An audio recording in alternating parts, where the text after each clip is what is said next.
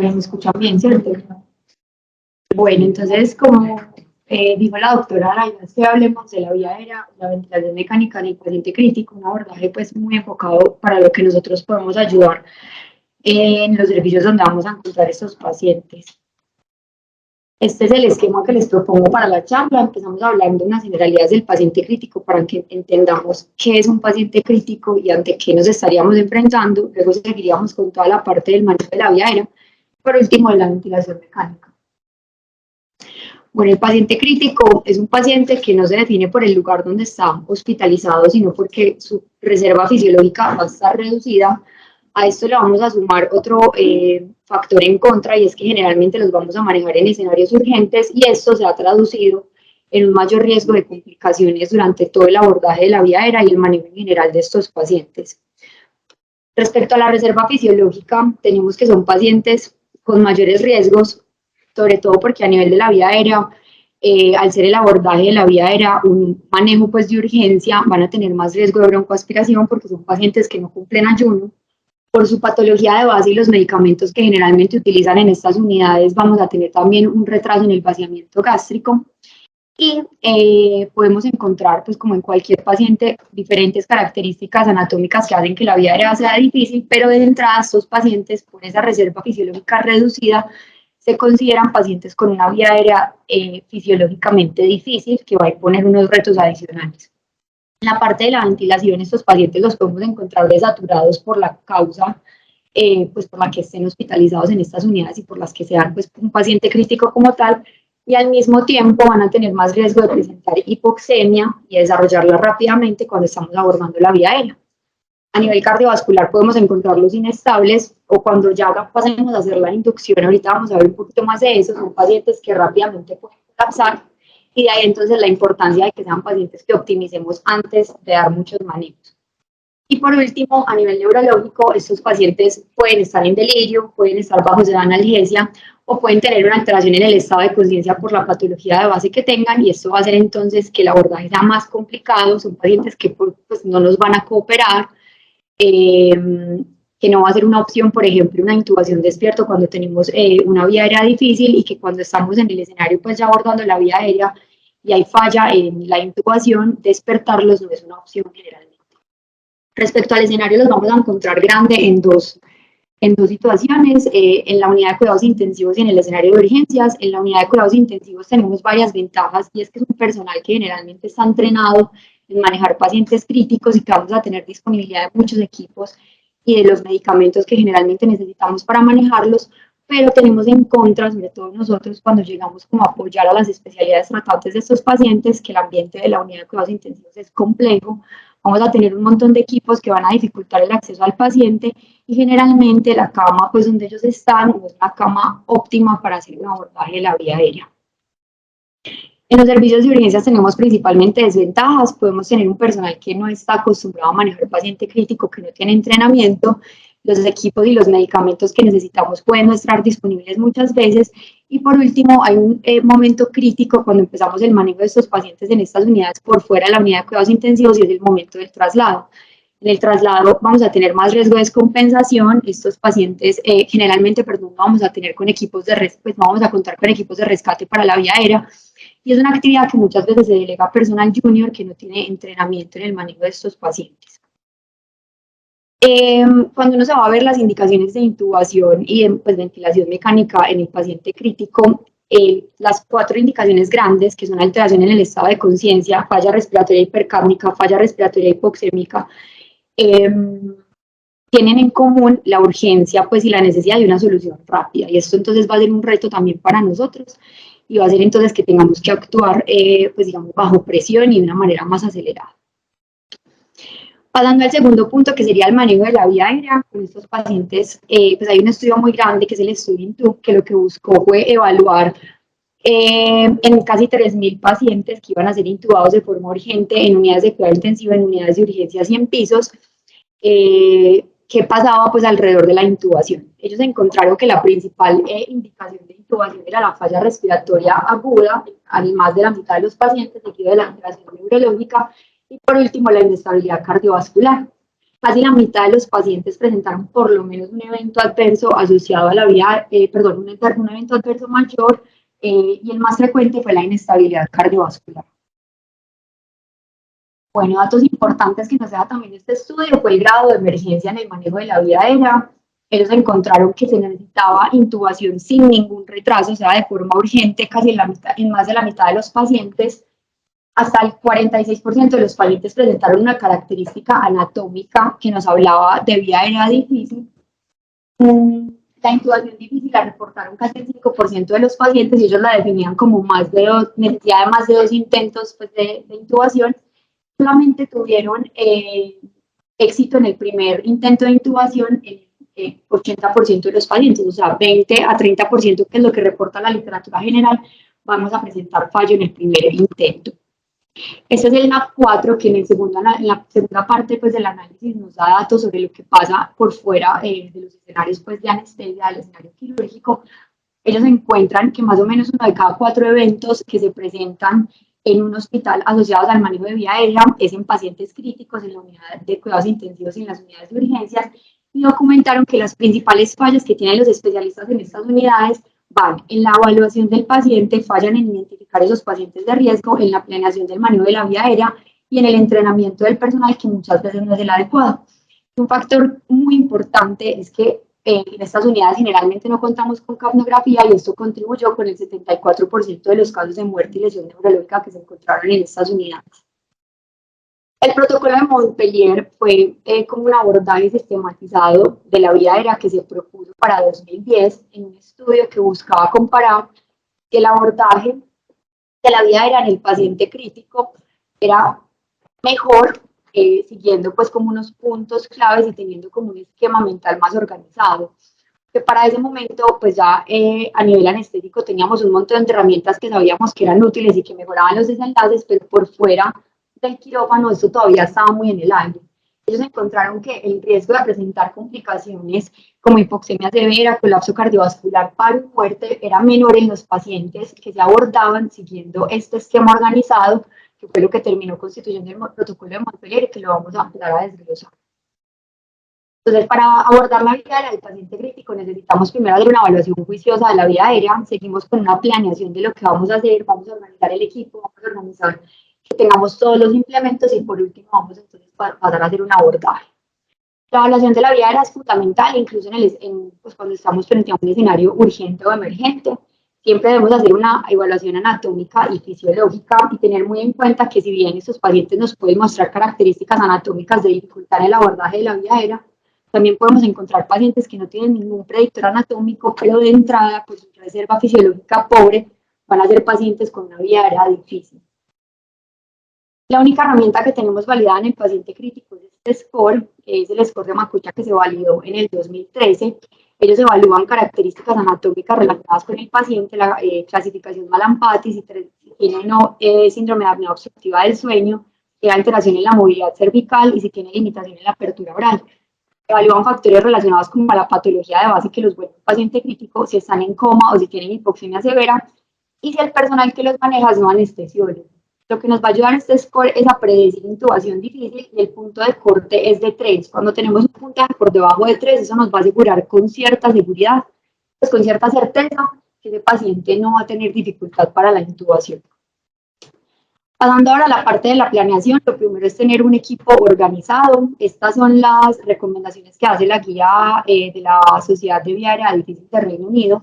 Ellos proponen que siempre que vayamos a hacer manejo de la vía aérea en un paciente crítico, estos 8 roles deben estar cubiertos por el personal que esté haciendo manejo de ese paciente. Debe haber un líder, como en todo, alejado de la situación, 2 personas expertas en vía aérea, ojalá, alguien que administre medicamentos, alguien que esté pendiente de evaluar al paciente y estar pendiente de los monitores, alguien que esté aplicando presión picoidal, que vamos a ver que esta guía le hace mucha fuerza a la presión picoidal como medida para prevenir la broncoaspiración, alguien que asista con todos los equipos de vía aérea, un circulante y alguien que, en caso de que estemos en el escenario de trauma, esté haciendo estabilidad de la columna cervical.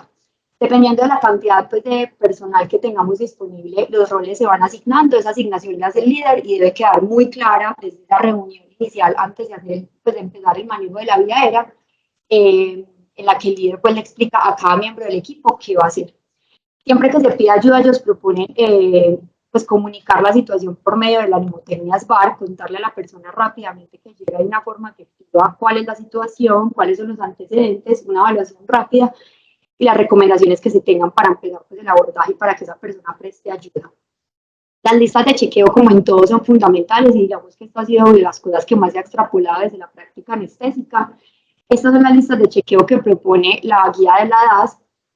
Vamos a empezar a ver parte por parte y pues no es más que una forma organizada de todo lo que yo les pueda contar acá. Solo quiero hacer énfasis en la monitoría que ellos proponen. Debemos tener siempre pulsoximetría, cardioscopio, capnografía. Definitivamente es pues como una medida salvadora que nos va a permitir obtener mucha información y presión arterial. Y siempre contar con un carro de paros y carro de vía aérea difícil en el cubículo disponible para el manejo de ese. Pasando ahora al abordaje, entonces vamos a ver el plan A, plan B, plan C y plan D, que esto es muy similar a lo que nosotros en anestesia, haciendo énfasis en los puntos especiales para el paciente crítico.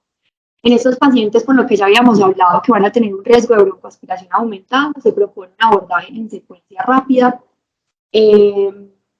Acá el ayuno pues ha sido muy controvertido, pero pues vamos a asumir que nunca vamos a tener ayuno y que estos pacientes por su patología de base van a hacer un estómago lleno. Lo primero es la posición. En general, la posición ideal para manejar el paciente crítico debe ser con la cabecera de la camilla elevada en 25 a 30 grados y en posición de olfateo, que es lo que nos va a permitir alinear los tres ejes y hacer un abordaje más rápido. Hay dos excepciones. En el paciente en que tenemos sospecha de lesión cervical deberíamos recurrir a la posición de Fowler porque es un paciente en el que no podemos hacer estos movimientos de la columna cervical, y en el paciente obeso sigue teniendo mucha fuerza la posición de campo. Todo eso con el objetivo de permitir una mejor permeabilización y mejor acceso a la vía aérea superior, que aumente la capacidad residual funcional y que disminuya el riesgo de broncoaspiración. La preoxigenación es uno de los puntos que más cambia en el paciente crítico y va a depender si tenemos un paciente en falla respiratoria hipoxémica o no. Es fundamental que hagamos una adecuada preoxigenación en estos pacientes, sobre todo porque la desaturación es la principal causa para que abortemos el primer intento de intubación, que es el que debería tener éxito.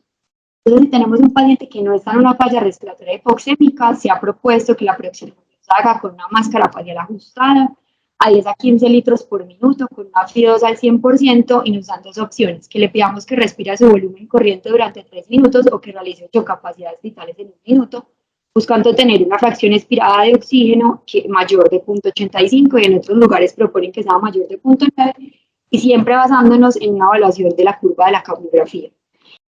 Ojalá que tuviéramos un circuito con una válvula que nos permita dar CPAP. El nivel óptimo de CPAP aquí no está evaluado, pero pues por tener en cuenta que la distensión de la cámara gástrica se empieza a presentar con presiones mayores de 20 centímetros de agua, entonces pues esperar este umbral que generalmente no se supera, sino que nos movemos entre 5 a 10 centímetros de agua. Y la máscara de no reinhalación, que puede ser muy utilizada en estas unidades, ya se vio que utilizándola incluso a 10 a 15 litros por minuto, que nos asegura una FiO2 del 100%, es inferior a la preoxigenación con un BBL. En los pacientes que tienen falla respiratoria hipoxémica y en los pacientes obesos, los vamos a manejar como en ese mismo paquetico. Definitivamente son pacientes más vulnerables y que tienen más riesgo de desarrollar hipoxemia más rápida, y ahí entonces empezó a pensar que la estrategia de preoxigenación en ellos debería ser diferente. Este fue un estudio, un ensayo clínico que buscó comparar la estrategia tradicional con la que preoxigenábamos a los pacientes con dispositivo BBM y preoxigenarlos con ventilación con presión positiva. Ellos utilizaban una ventilación en presión soporte que buscando pues la titulaban para obtener un volumen corriente que iba de 7 a 10 mililitros por kilo, con FI2 al 100% y con PIB de 5. Y encontraron que con esta estrategia la saturación era mejor 3 minutos después de llevar pues la preoxigenación, durante la intubación y 5 minutos después de preoxigenarnos. Y ahí empezó a coger mucha fuerza en estos pacientes la preoxigenación con presión positiva. Esta es entonces la propuesta en este grupo de pacientes que son de más riesgo: tener una presión soporte que vaya entre 5 a 15 centímetros de agua y la titulamos para que logremos un volumen corriente de 6 a 8 mililitros por kilo, una PIB de 5 centímetros, una FI2 al 100%, que el paciente esté semisentado con una máscara facial que se acople adecuadamente a su cara, y esto realizarlo 3 a 5 minutos antes de empezar la inducción. Recordemos entonces acá el beneficio de la presión soporte: nos ayuda a empezar a abrir esos pulmones y con la PIB logramos estabilizarlos y mejorar la capacidad residual funcional. La oxigenación apneica es otro punto en el que las guías del paciente crítico hacen mucho énfasis porque nos va a permitir como repletar la capacidad residual funcional de todo el oxígeno que se gasta durante el periodo de apnea. Lo podemos hacer con una cánula nasal convencional pasando de 5 litros por minuto cuando el paciente está despierto a 15 litros por minuto cuando el paciente ya está dormido. Y contamos con cánula de alto flujo que la podemos encontrar en varios pacientes, pues varios tipos de pacientes en las unidades de alta dependencia. La podemos utilizar, sería lo ideal. Estas cánulas nos van a dar flujos hasta 70 litros por minuto, es un aire caliente, húmedo, y que se ha propuesto que puede generar incluso un efecto similar al PIP por generar una presión positiva a nivel faríngeo. Respecto a la cánula de alto flujo, hay dos escenarios en los que sería muy útil. Primero, como alternativa a la ventilación invasiva cuando el paciente no la tolera o cuando tiene contraindicación por tener fractura de la base del cráneo o fractura facial, o utilizarla en conjunto con la ventilación invasiva. Como alternativa a la ventilación no invasiva, está muy claro que en el paciente, sobre todo con hipoxemias más graves, con PAFIs por debajo de 200, se sigue prefiriendo la ventilación mecánica no invasiva, nunca deberíamos reemplazarla por la cánula nasal de alto flujo. Y junto con la ventilación no invasiva, dar las dos estrategias, pues preoxigenar con ventilación no invasiva y cánula de alto flujo y seguir la oxigenación apneica con la cánula de alto flujo, también se va a asociar a unos mejores índices de oxigenación. Bueno, ya entonces acá seguiríamos con la inducción, pero en el paciente crítico tenemos que tener unas consideraciones especiales antes de pasar a administrar los inductores. Lo primero es porque ellos van a tener un mayor riesgo de inestabilidad hemodinámica. Hay diferentes factores de riesgo para que estos pacientes colapsen cuando damos los inductores. El principal factor de riesgo que se ha propuesto y el que más se habla es un índice de choque por encima de 0.7, pero también pues, los anestésicos por su mecanismo de acción van a generar vasodilatación, nos van a tumbar el gasto. Si el paciente ya está hipovolémico, podría también entonces tener más riesgo de colapso. Y si estamos dando ventilación con presión positiva que nos tumbe el retorno venoso, sería un paciente también en mayor riesgo. Este cuadrito es del estudio INTUB. Ellos nos muestran acá entonces cómo la mayoría de eventos adversos asociados al manejo de la vía aérea fueron pues, asociados a la inestabilidad cardiovascular y la principal causa del paro fue la inestabilidad hemodinámica. Entonces, algo que no es despreciable en esta población de pacientes. Y han surgido diferentes estrategias pues, para prevenir la inestabilidad. El manejo con líquidos, pues como una precarga con líquidos y el manejo con vasopresores e inotrópicos. Respecto al manejo con líquidos, se empezaron a utilizar desde el protocolo de Montpellier, desde el 2010, empezaron a coger fuerza. Ellos proponían dar un bolo de 500 mililitros que se empezaba a pasar desde antes de la inducción y durante la intubación. Después del protocolo de Montpellier pasaron a evaluar esta medida, a ver si era efectiva o no, y fue el estudio PREPARE 1, pues la primera parte. Ellos en ese estudio le daban a un grupo de pacientes una carga de 500 cc de cristaloides y al otro grupo pues, recibían líquidos y encontraron que el manejo con líquidos prevenía la inestabilidad cardiovascular, sobre todo en los pacientes que estaban siendo preoxigenados con presión positiva. Sin embargo, para el año pasado surge el estudio PREPARE 2 y ellos encuentran que no hay diferencia entre los pacientes que reciben la carga con líquidos y los pacientes que no la reciben, teniendo incluso dentro de su población que más del 60% de los pacientes estaban recibiendo ventilación con presión positiva. La gran conclusión entonces es que los líquidos nunca se deben dar de rutina en el paciente crítico, sino que debemos individualizar el paciente que sería respondedor a líquidos y pues la causa de base que nosotros creamos que nos puede llevar a inestabilidad en el abordaje de la vía aérea. Con el uso de vasopresores e inotrópicos, pues es otra medida que se ha propuesto desde el protocolo también de Montpellier de forma incluso profiláctica. Sin embargo, pues hoy la evidencia es muy controversial. Hay muchos que dicen que no se deberían empezar de forma profiláctica, sino simplemente tener una disponibilidad inmediata para empezar una infusión de vasopresor inotrópico antes, durante o después de la inducción. Y la elección va a ser individualizada dependiendo de lo que necesitemos de nuestro paciente. Esta fue unas recomendaciones que hizo la Sociedad de Manejo de la Vía Aérea, que es un grupo de anestesiólogos. Ellos dicen que el vasopresor se debería iniciar desde antes de la intubación, vuelven a hacer fuerza en el uso profiláctico, que si no tenemos disponibilidad de la infusión hacemos un manejo con bolos y que el vasopresor de elección sería el epinefrina. Pero estas son recomendaciones de expertos y hasta ahora no hay evidencia clara que nos hable pues, sobre este punto. Ya de ahí entonces, si logramos estabilizar al paciente y estamos preparados para manejar la inestabilidad, podríamos pasar a hacer la inducción. No me voy a detener en los inductores, únicamente pues como puntos importantes el odotomidato y la ketamina son los que nos brindan mayor estabilidad hemodinámica y son los que han tenido más fuerza. Se ha propuesto también una premedicación con lidocaína en el paciente que tiene riesgo, pues o que correría más riesgo si hay aumento de la presión intracraneana en el abordaje de la vía aérea. Como coinductores, los opioides siempre van a ser una gran ayuda, sobre todo el fentanilo, que nos da más estabilidad hemodinámica porque nos va a permitir reducir la dosis del inductor y nos va a ayudar con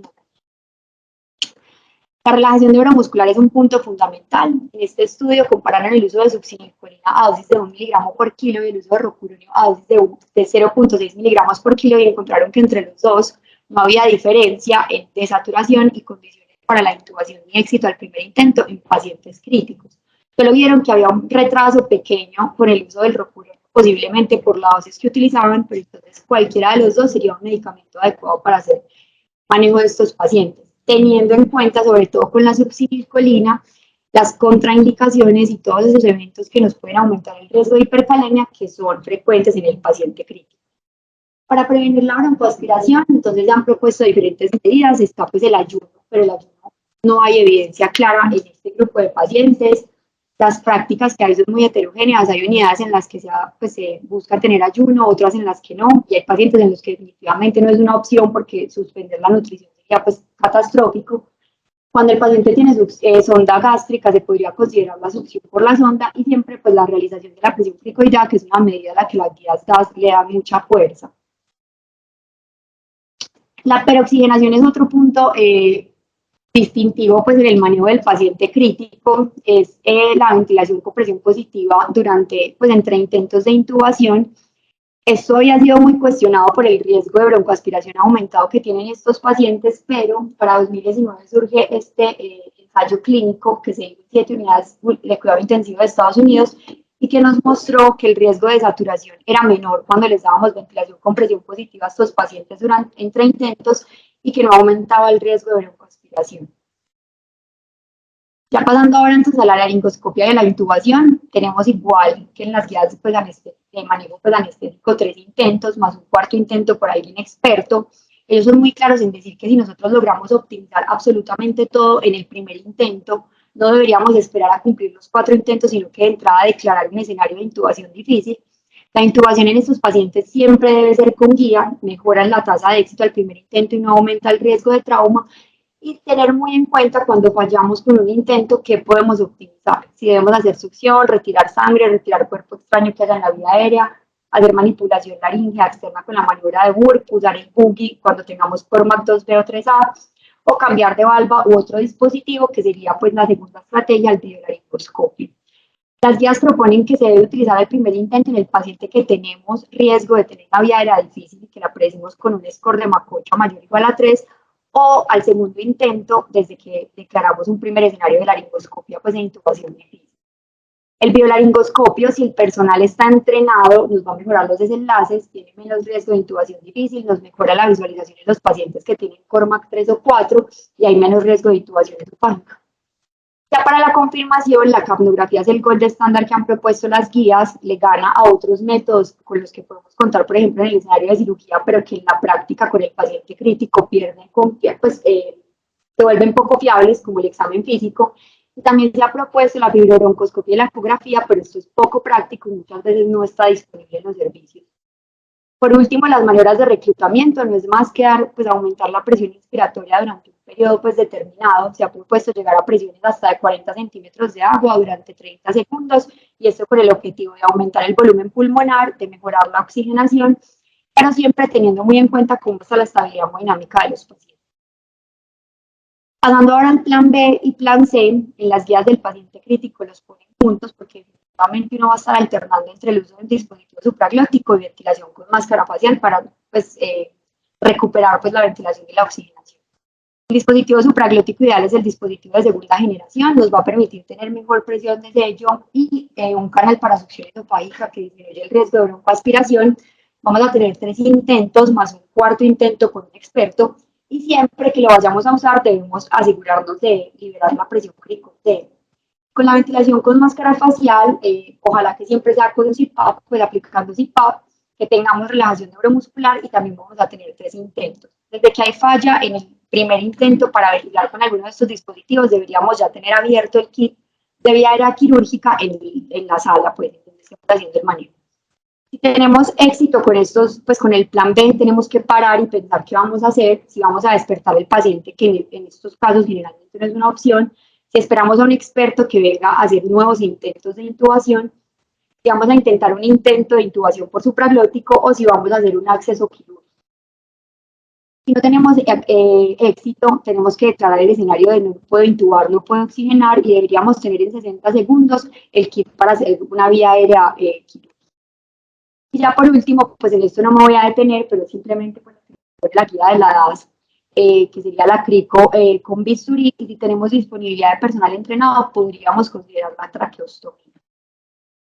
Ahora pasando al tercer punto, que sería la ventilación mecánica, tenemos entonces pues una historia muy interesante alrededor de todo esto. Empezamos con el pulmón de acero, que lo que hacía era dar ventilación con presión negativa. Después de eso, con la epidemia del polio, empieza con mucha fuerza, pues es como el punto de partida de lo que hoy tenemos de ventilación mecánica. Ellos lograron mejorar mucho la sobrevida de estos pacientes haciéndoles traqueostomía y dándoles ventilación con presión positiva, pero era manual. Ya ahí se fueron dando cuenta que estos métodos manuales eran muy inexactos y que debían pues entonces tener equipos que funcionaran de una forma más organizada y surge pues ya empieza de ahí pues un crecimiento exponencial de la ventilación como hoy la conocemos. Para entender la ventilación hay 2 conceptos fundamentales que son resistencia y extensibilidad, es cómo se va a comportar, eso es fundamental para entender cómo va a ser la mecánica ventilatoria del paciente y cómo el ventilador entiende esa mecánica ventilatoria y se acomoda a ella. La resistencia es la fuerza que se opone a un flujo. Esta es la fórmula y no, pues si la despejamos no sería más que pues, la presión o el gradiente de presión que se necesita para lograr determinado flujo en un sistema respiratorio. La extensibilidad es la capacidad que tiene un cuerpo de distenderse. Es el inverso de la elastancia. La elastancia es la capacidad que tiene el cuerpo de volver a su punto de origen.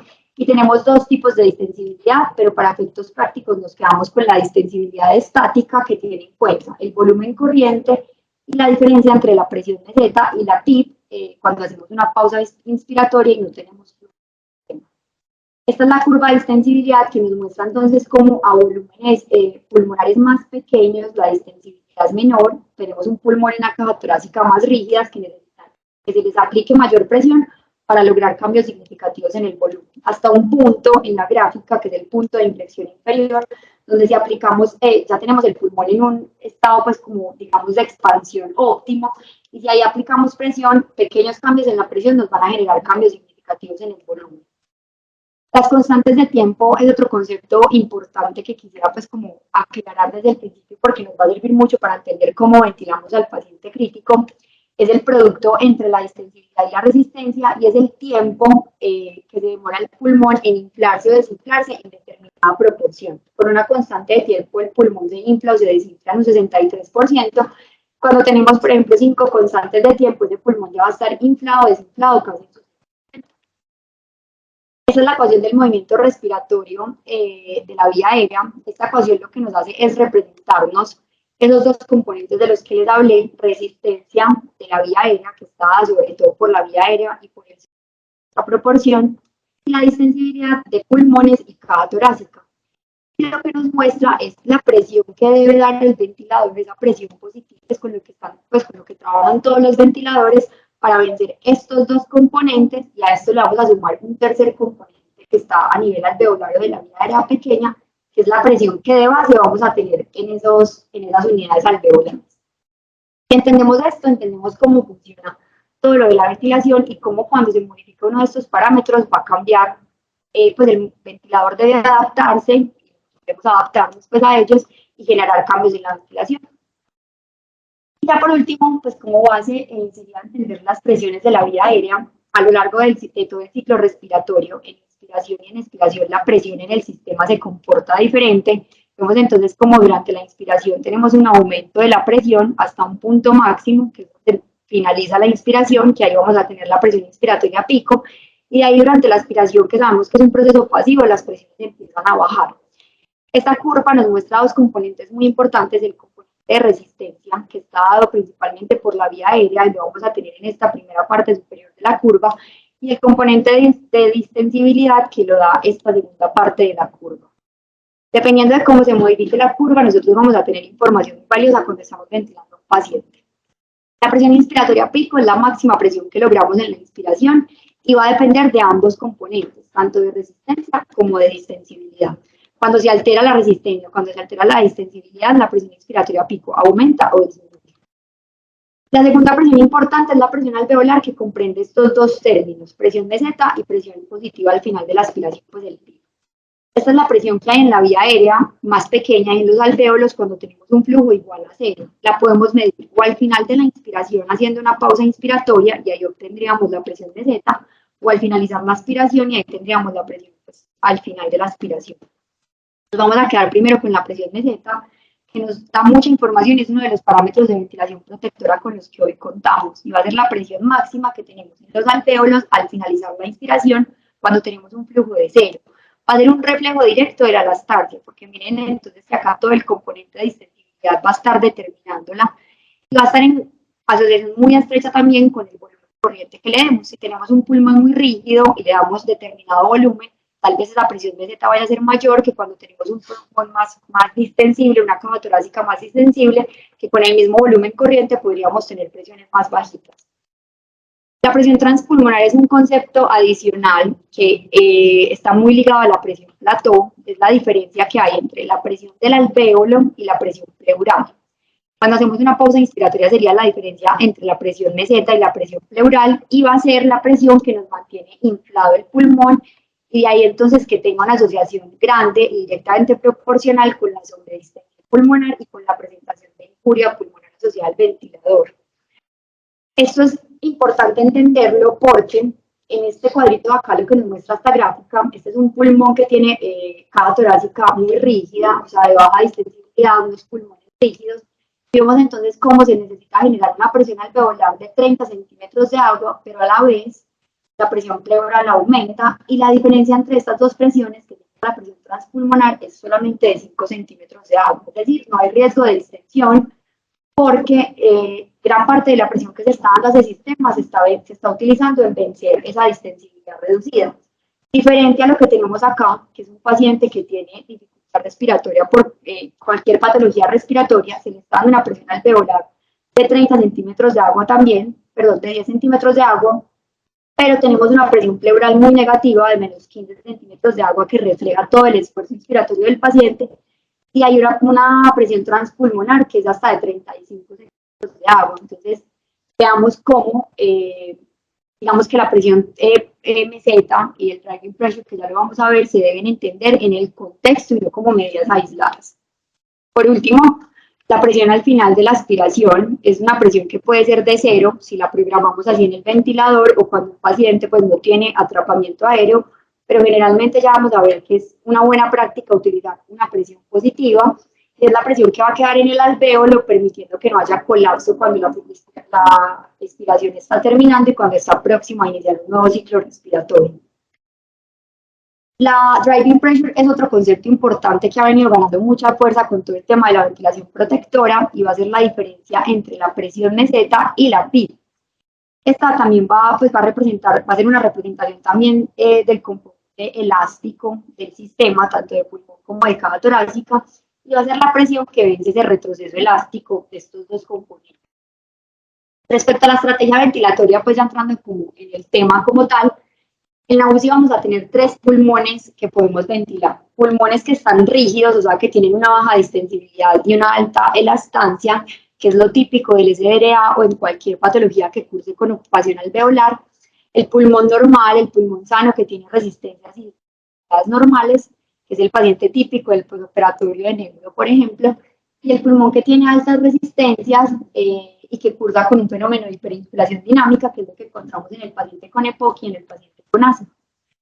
Con la estrategia ventilatoria entonces vamos a estar modificando constantemente 2 parámetros, que son la oxigenación con la PIB y la PiO2, y la ventilación con el volumen minuto a partir de sus 2 componentes, que es el volumen corriente y la frecuencia respiratoria. Bueno, entonces para empezar como En el tema es indispensable empezar hablando por el SDRA, que ha sido como la patología que nos ha dado más información sobre cómo ventilar a los pacientes. Esta fue la primera descripción que se tiene publicada en la revista de Lancet en el 67. Y pues es una patología frecuente en la unidad de cuidados intensivos. Más o menos 10% de todos los ingresos a la UCI son por SDRA, y la que pues, nos ha abierto como más puertas para nosotros aprender de ventilación mecánica y tener lo que hoy tenemos con esta terapia. Después de que se define como tal el SDRA y se hace una descripción detallada en esta publicación, hay un concepto adicional en estos pacientes que es muy importante entender, porque ahí parte la estrategia de ventilación protectora, que es el concepto de baby long. El paciente con SDRA tiene unas zonas de declive que generan, pues que van a estar ocupadas, colapsadas, consolidadas, y las zonas no de declive van a estar bien aireadas, pero entonces vemos que el volumen pulmonar que está disponible para el intercambio es un volumen más pequeño. Y ahí entonces se ha acuñado ese término de baby long y se ha pues, dicho que en estos pacientes su volumen pulmonar total no es el volumen pulmonar con el que contamos realmente para ventilarlos, sino que debemos partir de un volumen más pequeño. Conociendo todo esto, entonces también de la mano empiezan a surgir preocupaciones por el trauma que generábamos con la ventilación. Si bien era una terapia que ayudaba en muchas patologías, también estaba generando daño.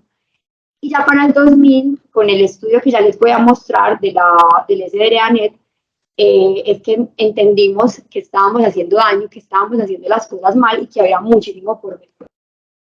Este es el estudio más grande pues, y que nos ha dado más luces sobre la ventilación como hoy la conocemos. Se publicó en el New England en el 2000, fue el estudio realizado por el SDRA Network, que buscaba comparar la estrategia ventilatoria que teníamos para ese momento, que era una ventilación con volúmenes corrientes muy altos, de 10 a 15 cc por kilo, con una estrategia de ventilación con volúmenes corrientes más bajos, partiendo de todo este concepto del baby long.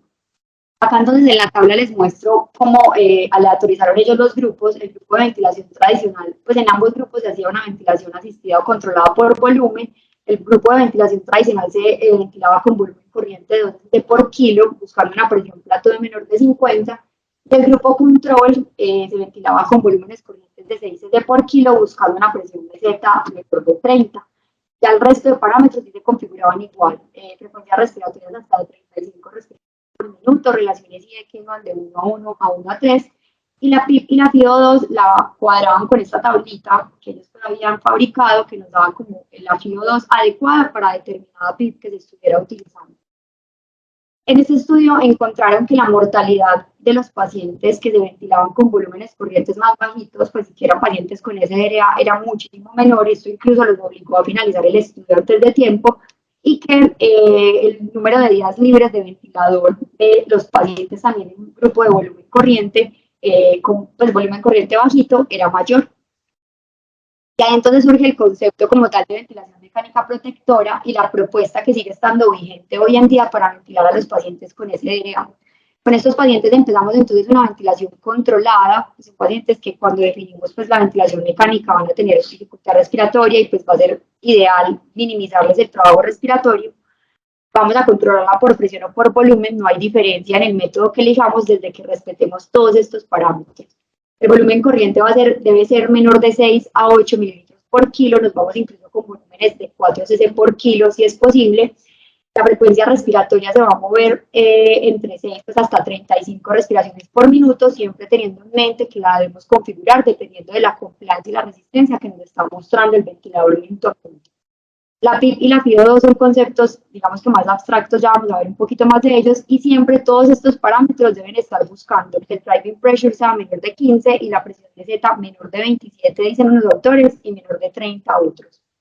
Asociado a todo este manejo ventilatorio, tenemos otras estrategias en estos pacientes pues, que ya se salen como de la charla, que son el prono, la relajación neuromuscular, una estrategia de balance hídrico negativo o neutro, y las maniobras de reclutamiento. Con el volumen corriente se proponen estos volúmenes tan bajitos, por lo que ya les conté todo el fenómeno del baby long, buscando evitar sobredistensión, pero definitivamente usar volúmenes más bajitos nos aumenta el riesgo de hipercapnia. Esto era algo, pues es algo que digamos, pues que tenemos que poner en una balanza, pero que siempre vamos a preferir el beneficio de no sobredistender el pulmón versus una hipercapnia permisiva. El objetivo con el volumen corriente va a ser mantener presiones plato por debajo de 30 y driving pressure menor de 15. Y con la frecuencia respiratoria nos vamos a ayudar para resolver este primer problema que nos arroja la ventilación protectora, que es el de la hipercapnia. La cuadramos según compliance y según resistencia, pero siempre vamos a mantener unos umbrales más alticos de CO2, una hipercapnia permisiva hasta de 50 milímetros de mercurio. La PIP ideal es un concepto pues, muy abstracto, hay un debate gigante alrededor de cuál es la PIP ideal para un paciente, pero definitivamente pues ya hay como puntos claros. Lo primero es que la menor, pues la mínima PIP que deberíamos configurar debe ser mayor al punto de inflexión inferior en la curva de distensibilidad, lo que les mostré ahorita, dejar ese pulmón abierto hasta un punto en el que sea, de ahí la ventilación sea mucho más eficiente. Siempre asegurar que esa PIP nos asegure, pues nos brinde un adecuado reclutamiento alveolar sin generar compromiso hemodinámico. PIB alto, que algunos autores lo definen por encima de 12, otros por encima de 14 centímetros de agua, lo vamos a considerar en pacientes que tienen SDRA moderado severo, es decir, con PAFI por debajo de 200, porque si bien no nos disminuye mortalidad, se ha visto que en estos pacientes disminuye la hipoxemia refractaria.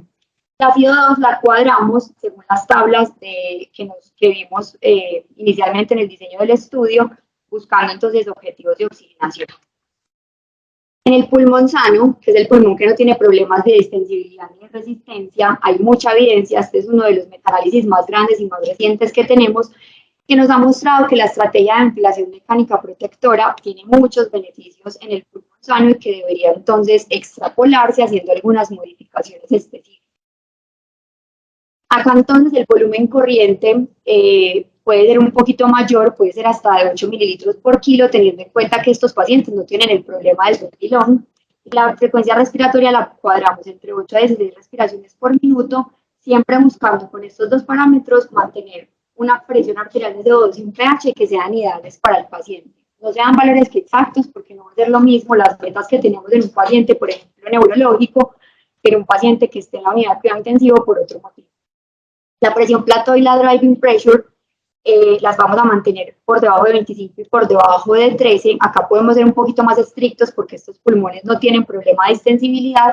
Y la FIO2 y la PIP la vamos a optimizar según nuestras metas de oxigenación.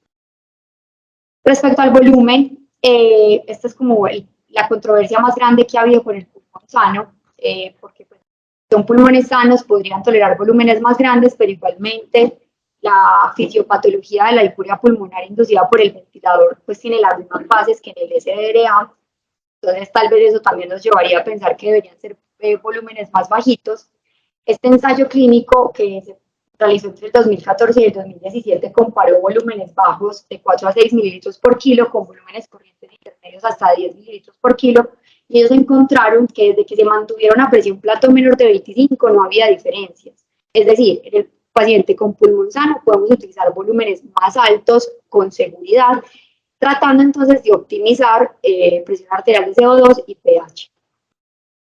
Acá vemos entonces que no encontraron diferencias en los resultados primarios, que fue días libres de ventilador y supervivencia 28 días, ni en ninguno de los desenlaces secundarios en este estudio.